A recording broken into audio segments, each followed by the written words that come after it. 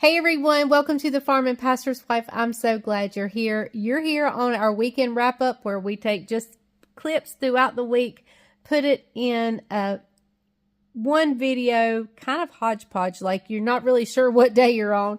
And then we end up over on the couch where Bryant gives you a summary of his Sunday morning sermon. So we're going to get started with that. I'll probably pop in here a couple of times and kind of tell you what's happening and so forth. Now, Bryant is going to joke with you guys about me being in the kitchen next week, and I will be. But we were bantering back and forth about not being in the kitchen, or him saying, you're going to be cooking next week. So we'll see. We've got a busy week ahead of us. We're getting ready for our big chicken stew, community chicken stew. So we have a lot of cleaning, a lot of activities happening this week to get ready for our big community chicken stew. So, all right, I'm going to see you guys in just a little bit, but let's get on with the video. So the first clip I think you're going to see, I may have showed already. I don't think so, though. Bryant sent me some videos that he was out doing some farm work, and then the guys at church did a thing for the ministry in the mountains that had to do kind of farming related. So I'm going to share those two clips, and then I'll come back and explain whatever the next one is. Good morning, everybody. It's about 7 o'clock, not about 7:15 really. Been spreading litter for a few minutes. It's a beautiful morning, got a busy day today. Me and the boys are going to a young man's house in the church. We're rebaling some hay to send it to the mountains of North Carolina. You can look out the window, see what I'm doing. Spreading some joy here on the farm.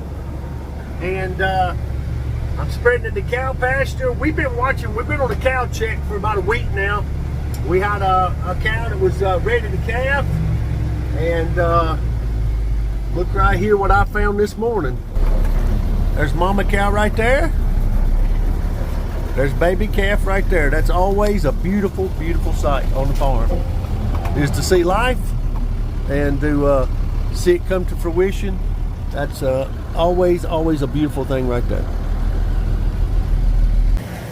It was kind of amazing. As you all know, we packed a tractor trailer last week, sent it up to the mountains of North Carolina. Leslie and 3 other ladies from the church, they're there serving today with Samaritan's Purse. We're doing something a little different for the agricultural world, for those that's got cows and horses. Square bales are pretty important because you can't get to the remote part with the round bales. Let me show you what we're doing today. We're here at Adam Bryant Hay Company and Cattle Company. He's got this, it's called an easy unroller. What you do is you take your round bales, put it up there, you cut the net wrap on it, it puts it on a conveyor, runs it down the conveyor. You got those beaters right there that beats it and fluffs it. It goes down this conveyor right here into a Massey Ferguson square baler. Then it gets baled right there in the square bales. Comes out the chute right here. And the A-team is back here stacking it on the trailer and getting it ready to go. So that's what the process is looking like here.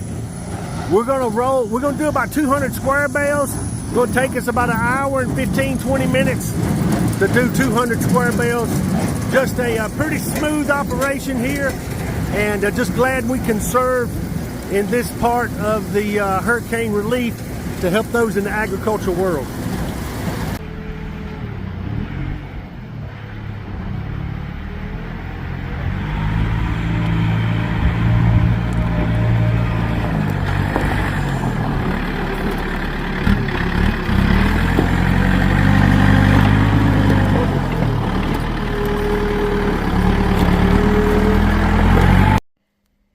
So we had an exciting little adventure on Friday. My uncle, who lives the next, there's actually a house that's way off the road, but he's the next house that you can see past us. This whole road was family land at one time. So he's the next one over. He's very close to us. My husband thinks of him as like a dad. Bryant never got to know my daddy because my daddy died when I was 15 years old.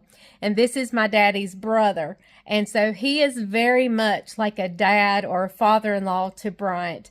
And Bryant loves him very much. So he had it's a house that was a house, but he didn't live in it. He stored stuff in it, and it was right next to his house catch on fire. So I'll take you through that.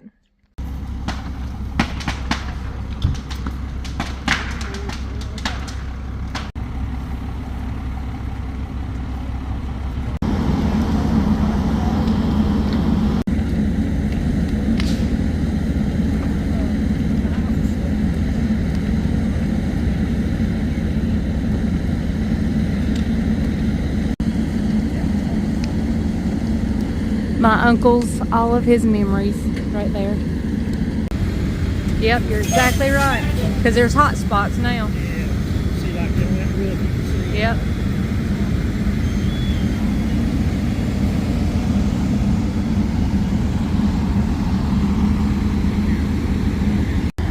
This is Leslie's uncle's house. This is not his house. This is the old servant's house. This used to be a tobacco barn, tobacco farm. And this is where the servants used to stay right here. This is the old farmhouse they used to store junk in. He was in the house asleep, come out, and this is what's going on.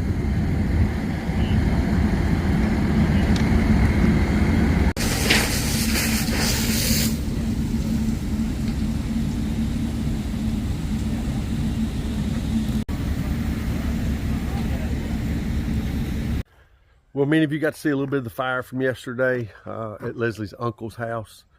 The house that was on fire, we found out after the fact, he told me that it supplied the power to the well pump that supplied power to his house. So it's 7:30 this morning. A gentleman from my church whose name is Ramey came to help me get power back to his well pump. But before I show you some of that, let me show you some of the challenges and devastations from yesterday. All right, here it is. That's the back corner of the house where the fire originated. It burnt all the way through the ceiling, the rafter. The siding on the house was pine. I'll use this for my pointing stick. The siding right there on the house was pine, and it went up really, really quick. There was a little panel box right here, electrical panel box in this corner. They think that was the point of origin. A short in that panel box caused all this. And right there, you can see that little cinder block house right there. That's his well pump. The power used to run from that house to his well pump. The fire got so hot, right here is his mobile home, about 60 feet from it. And you can see right there, it melted the siding. Praise the Lord, it didn't jump over to that part of the house. So, like I said, Ramey and I are here now trying to get some power for the well. They didn't have any water yesterday. I brought them some water over here in 5-gallon buckets so they could old school flush the toilets. And so that's what we're working on this morning to get them going. Saturday afternoon, about 4:30. This is a beautiful site. The reason this is a beautiful site, this is our last hay field. This is actually Isaac's field, the field that he cuts and he sells. Makes him a little money on. That's Isaac right there tedding his own hay. We are tickle pink this hay bale Monday, and we'll be done with the hay season for 2024. Don't have an exact count right now, but so far we've rolled right at 1,000 rolls. I think about 1,010 rolls is what we've rolled so far this year. Some of it we went and rolled for a guy in the church. Majority of it, I think it's 52 rolls. Majority of it we've rolled for ourselves. And so that's a pretty good hay operation to roll about 1,000 rolls with just 3 employees and all the other things we got going on. But the Lord truly has blessed us. Been a great year. Had some breakdowns, had some challenges, but it's okay. Everybody's safe, everybody's good. And he's gonna get this hay tedded up so it'll roll and bale Monday. Let's go see what Les has got for supper. I think it's chicken Alfredo. Good morning, everyone. I'm at church. It is Sunday morning. I am here getting things turned on and set up. Hey, we have a special day today. We're starting a new thing. We are starting, if you're new to the church within the last 6 months, we're going to have a meal and explain, for those people, and explain the vision of the church, how we want them to get involved, and if they have any questions. So the meeting will be with the new folks and leadership, Bryant, myself, our youth pastor, his wife, a couple of the board members and their spouses, and so on. So I'm in the church setting up. Oh, let me tell you who's cooking. If you remember on my channel, several of you have asked me about Maria. I introduced you to Maria. She was starting a YouTube channel, although she went back to work. And let me tell you, a YouTube channel is a full-time job. I used to laugh at people that said that. No, they're telling the truth. It's a full-time job. So anyway, Maria went back to work, and so she had to kind of let her channel go. But yeah, so I'm here early. Bryant's over at the fellowship hall with Maria and Pepe. They're cooking the meal for the event, and we're excited. She's excited. She was up early and bright this morning and just bubbly, her sweet self. So many of you have asked me about her, so I thought I would fill you in. So I'm coming back in here in the coffee nook, and we're gonna turn the coffee on.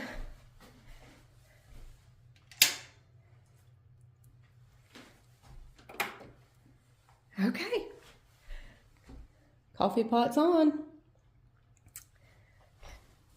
Now we just have to wait for it to perk.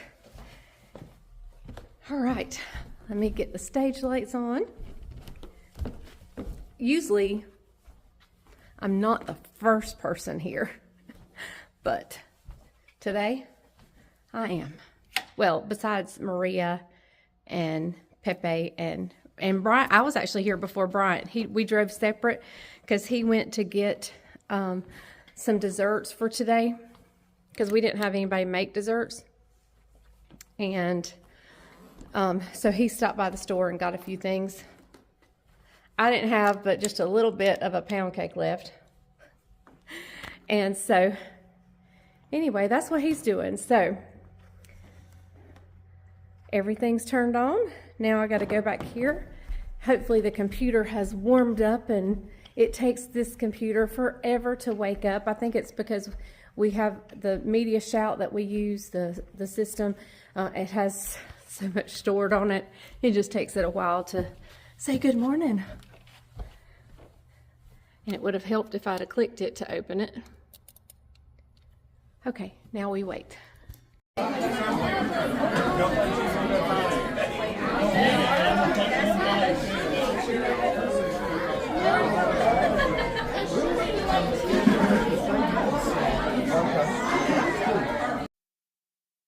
Hey everyone, welcome to Couch Time. Hey, hope you've all had a blessed week and accomplished a lot. So we've been busy. It's been a great week. Tell them what all you've done. Well, we've done a lot of things, although not much cooking. We did the butter pecan cake, yep. And that's about the only cooking you got this week from me, but it was delicious. But I don't know that it was delicious. I mean, I do know that it was delicious because I've made that cake before. But I don't know that that cake was delicious because it went to an auction. Did you find out what it brought? They had to give it away. I'm just kidding. I don't know. I'm just kidding. Anyway, I'll find out. I'll make a call and find out. Okay. So, hey, but also too on Monday, I think you're going to see some our family supper. Which Yep. was It was just I made my own Alfredo sauce. We used bow tie pasta, chicken. And I put sun-dried tomatoes in it. It's like a baked chicken Alfredo. Yes. So sun-dried tomatoes, that's on bacon. Monday's video. That'll be Monday's video. Hey, she's back in the kitchen this week. Well, back in the kitchen this week. Yeah. I'm gonna put her back in the kitchen this week. Only thing we've got not in the kitchen is the chicken stew on Saturday. She's going to go get supplies on Monday. And that takes a month of preparation all in 1 week. So it's not much kitchen stuff today, this week. I'm gonna put her in the kitchen. So, but anyway, I'm gonna put something on him. Hey, but the sermon today went really good. Doing a series right now called "You Are Made for More." Today was week number 3. Going to go one more week next week. Week number 3 today was about reaching the lost. You are made for more by reaching the lost. I dealt with Jesus and the Samaritan lady at the well. That's a story that you all know well. Jesus had an encounter with her at the well. Jesus kind of unveiled some things, and she really just leaned into that. And she had a heart change and a life change. She went back to her village, and she shared what Jesus had said and done. And many people found Christ because of her. So today I dealt with reaching the lost. I didn't have necessarily 3 points like I normally do, but I just preached through what it looks like to be a church that's passionate about reaching the lost.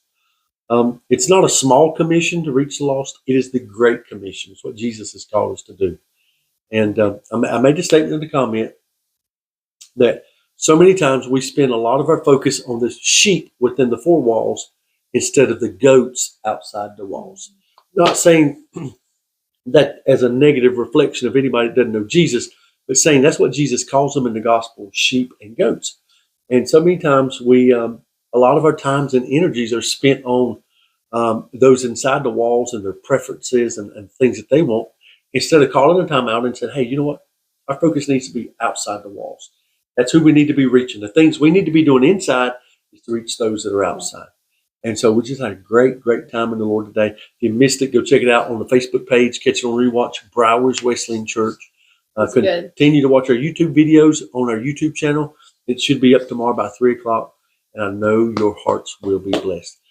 I asked the questions, 3 questions I asked. I said, are you having when's the last time you had a meaningful conversation with somebody that didn't know Jesus? When's the last time you had that conversation? When's the last time you spent time with those that need Jesus? And who are you praying for that needs to find Jesus? Those are 3 things that if we're going to be intentional in our relationship with Jesus to connect him to the world, we've got to have those 3 questions ironed out.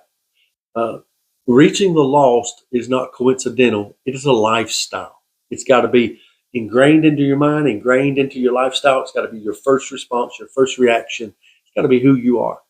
And for some of you, that may mean a paradigm shift or a culture shift. Some of you think it's the pastor's job to grow the church, or it's the pastor's job to reach the lost. And even though that is partly his responsibility, it's yours as well, because Jesus left you upon the face of this earth. If salvation was our ultimate goal, when you get saved, he would jerk you out of this world. But salvation is not the ultimate goal. The ultimate goal is salvation coupled with winning the lost to Jesus. Influencing others. Influencing others. So, hey, that's a wrap for what we did, what we shared. I hope that spoke to your heart. Pray that it encourages you. We had a great meal. I showed you just a quick little clip of that. But these were newcomers to our church that we had a meal for them so they could learn more about the church. We could share a vision. Next Steps Connection Meal. It's all about them taking the next steps at Broward. We had a pretty large crowd, I thought. Very pleased. And we had several missing who had planned on coming. Yeah, roughly about 27 stayed for the meal. Yeah, it's great. Really good. All right, that's a wrap, Mom. All right, we will see you next time on The Farm and Pastor's Wife. Thank you for joining us. And remember, if the grease is hot enough, you can fry anything. Bye, y'all. Hi, guys. We're getting her back in the kitchen. Up this week. Bye, y'all.